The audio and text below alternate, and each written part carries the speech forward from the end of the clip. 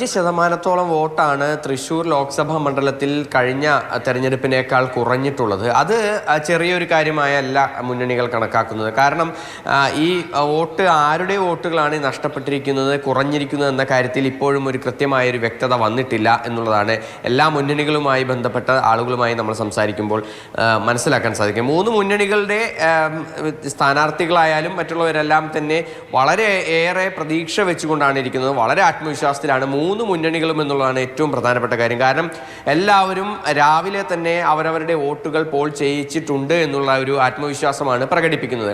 അതുകൊണ്ട് തന്നെ ഇത് ഏത് തരത്തിലേക്കാണ് അല്ലെങ്കിൽ ആർക്കാണ് ഇത്രയും മുൻതൂക്കം എന്നുള്ള കാര്യം പ്രവചിക്കാൻ കഴിയാത്ത വിധത്തിലേക്ക് എത്തിയിരിക്കുന്നു.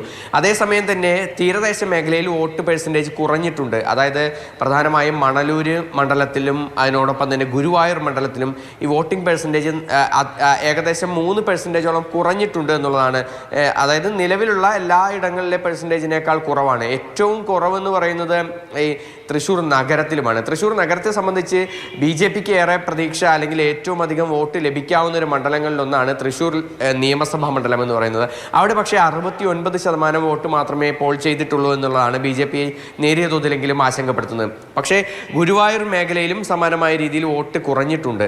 അത് ഗുരുവായൂർ മേഖലയിൽ നിന്ന് ഏറ്റവും അധികം വോട്ട് പ്രതീക്ഷിക്കുന്നത് UDF ആണ്. അതുകൊണ്ട് തന്നെ UDFന് ആ മേഖലയിൽ വോട്ട് കുറഞ്ഞത് ഒരു ചെറിയ രീതിക്കുള്ള ഒരു അസ്വസ്ഥത ഉണ്ടാക്കിയിട്ടുണ്ടെങ്കിൽ പോലും മറ്റിടങ്ങളിൽ നിന്നെല്ലാം തന്നെ വോട്ട് തങ്ങൾക്ക് കൂടുതലായി ലഭ്യമായിട്ടുണ്ട് എന്നുള്ളൊരു വിലയിരുത്തലാണ് UDFനുള്ളത്. പുതുക്കാട് മണ്ഡലം നിലവിൽ LDF CPMന്റെ MLA ആണ് പുതുക്കാട് മണ്ഡലത്തിലുള്ളത്. CPMന്റെ പക്കലുള്ള മണ്ഡലമാണ്. പക്ഷേ അവിടെ BJPക്ക് വളരെയേറെ വോട്ടുകൾ ഉയർന്നിട്ടുണ്ട് എന്നുള്ളൊരു വിലയിരുത്തലാണ് ഉള്ളത്. നിയമസഭാ തെരഞ്ഞെടുപ്പിലും BJPക്ക് കാര്യമായ വോട്ട് വർധന നടത്താൻ കഴിഞ്ഞ ഒരു മണ്ഡലം കൂടിയാണ് പുതുക്കാട് മണ്ഡലം എന്നുള്ളത്. അതുകൊണ്ട് തന്നെ പുതുക്കാട് നിന്ന് കൂടുതൽ വോട്ട് BJPയിലേക്ക് എത്തിയിട്ടുണ്ടെന്നൊരു വിലയിരുത്തലാണ് BJPക്കുള്ളത്.